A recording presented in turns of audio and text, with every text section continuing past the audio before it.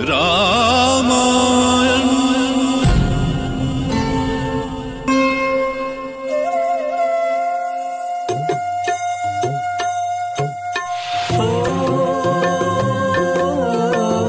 मंगल भवन अमंगल हारी, सुनहु सुदशरथ अजर बिहारी। राम सिया राम जय जय राम। राम सिया राम जय जय राम।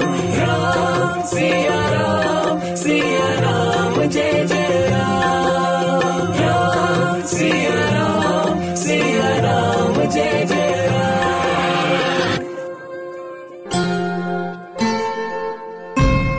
मैं काल हूं, अविनाशी, शाश्वत और सर्वद्रष्टा। भूत और वर्तमान के साक्षी के रूप में मैं सदा विद्यमान रहा हूं और भविष्य में भी मैं ही रहूंगा। मैंने सृष्टि का आदि देखा है और उसका अंत भी। युग, वर्ष, दिन और घंटे सब मेरे ही विराट रूप के अंश हैं।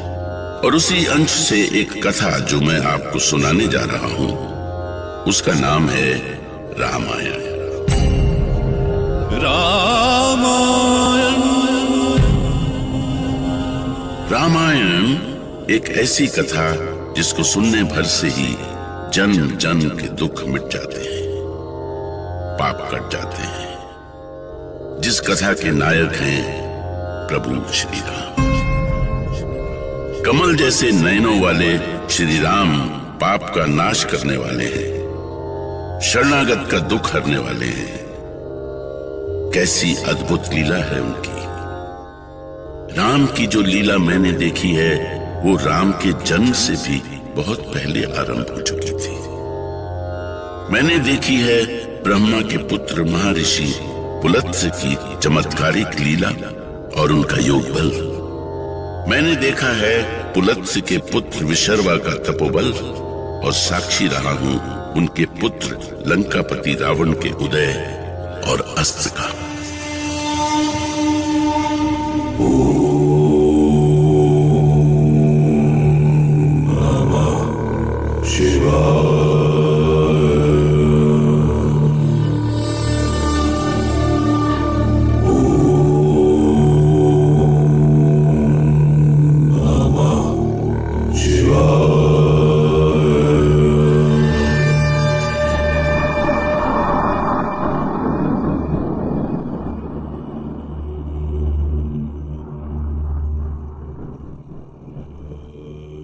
पिताश्री, ये किसका विमान जा रहा है? पुत्र, ये विमान कुबेर का है। तो ऐसा विमान मेरे पास क्यों नहीं है?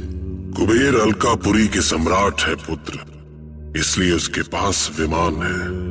और विमान तो शासकों के पास ही शोभा देते हैं। एक भाई अलकापुरी का सम्राट बनकर विमान पर विचरण करे और दूसरे भाई की आश्रम में जीवन की साधारण आवश्यकता भी ना पूरी। ये कैसा न्याय है पिताश्री? अपने ही पुत्रों में ऐसा भेद क्यों किया आपने? ये भेद मैंने नहीं किया। कुबेर ने देवताओं को प्रसन्न करके धनपति का पद प्राप्त किया है। भले ही उसने देवताओं के चरणों पर गिरकर सत्ता प्राप्त की हो, पर मेरे पास शक्ति है और मैं शक्ति के बल पर सत्ता को छीन लेने पर विश्वास करता हूं। इसलिए अब कुबेर की सत्ता पर मेरा अधिकार होगा। और यदि देवता मेरी विजय के रास्ते में आए तो वो भी मेरे क्रोध से नहीं बचेंगे। कोई नहीं बचा सकेगा उन्हें। रावण ने अपने अहंकार में चूर होकर केवल कुबेर और देवताओं की ही नहीं, यमराज की भी सत्ता छीन ली। एक दिन उसने यमराज को चुनौती देते हुए यमलोक पर आक्रमण कर दिया। तू मृत्यु का स्वामी है ना यमराज, तो बचा ले अपने आप को, बचा ले अपने सिंहासन को। सावधान रावण, ये मत भूल कि मैं मृत्यु का देवता हूँ और तू मुझे चुनौती देकर स्वयं अपनी मृत्यु का कारण बन रहा है। मुझसे बढ़कर इस सृष्टि में कोई नहीं है। यदि रोक सकता है तो रोक ले मुझे। और इस तरह रावण के अत्याचार से भयभीत यमराज को भी अपना सिंहासन छोड़कर भागने के लिए विवश होना पड़ा। रावण का अत्याचार दिनों दिन बढ़ता ही जा रहा था। उसने ऋषि पुत्री वेदवती से बलपूर्वक विवाह करना चाहा। उस समय वेदवती हवन कुंड के सामने बैठी विष्णु को प्रसन्न करने के लिए उनकी साधना कर रही थी। ओम विष्णवे नमः स्वाहा। तो क्या उसने अपने बल से विष्णु भक्त वेदवती को भी हासिल कर लिया? ओम विष्णवे नमः स्वाहा। ओम विष्णवे नमः स्वाहा। ओम विष्णवे नमः स्वाहा। कैसा सुंदर रूप पाया है तुमने वेदवती। ओम विष्णवे तुम्हारे इस रूप पर तो सिर्फ रावण का अधिकार होना चाहिए। विष्णवे नमः स्वाहा। सुंदरी कन्या, विष्णवे तुम लंकापति दशानन रावण के रहते हुए भी उस तुच्छ विष्णु की साधना कर रही हो। ओम विष्णवे नमः कन्या, स्वाहा। तुम मेरी बात ना सुनकर मेरा अपमान कर रही हो। लंकेश को अपनी उपेक्षा स्वीकार नहीं। विष्णवे नमः। अब कर ले साधना। मैं इस हवन कुंड को ही नष्ट कर देता हूँ। किसने दुस्साहस किया मेरी साधना भंग करने का? मैंने, दिग्विजयी लंकापति रावण ने। यदि अपना हित चाहती हो तो उस विष्णु की साधना छोड़कर मुझसे विवाह कर लो। मूर्ख, तुझे लज्जा नहीं आती ये बोलते हुए? तू अपनी बराबरी भगवान श्री हरि विष्णु से कर रहा है। तुझे पता है मैं उन्हें अपना पति मान चुकी हूँ। अरे, उस विष्णु में क्या ऐसा है जो तुम उससे विवाह करना चाहती हो पर मुझसे नहीं? मैं उससे भी अधिक शक्तिशाली हूँ। रावण, यदि अपना भला चाहता है तो यहाँ से चला जा। लगता है तुम्हें अपनी शक्ति दिखानी पड़ेगी। हट जा रावण, आगे मत बढ़ना।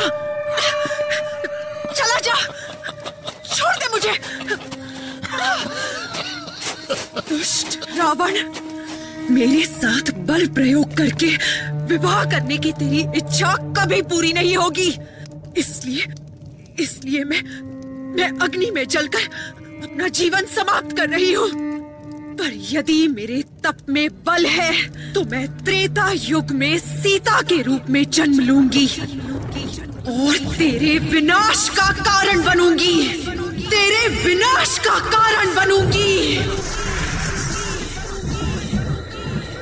इस तरह रावण के अत्याचार से देवता, यक्ष, गंधर्व और ऋषि मुनि सभी पीड़ित थे।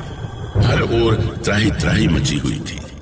अंत में धरती को इस अत्याचार से मुक्त करने के लिए ऋषि मुनि भगवान विष्णु के पास पहुंचे। त्राहिमाम, रक्षा करे प्रभु, रक्षा करे। लंकापति रावण का अत्याचार दिनों दिन बढ़ता जा रहा है। उसके राक्षस सैनिक यज्ञ का विध्वंस कर रहे हैं, ऋषियों मुनियों की हत्या कर रहे हैं। प्रभु उस दुष्ट का अंत कीजिए, अंत कीजिए प्रभु, अंत कीजिए।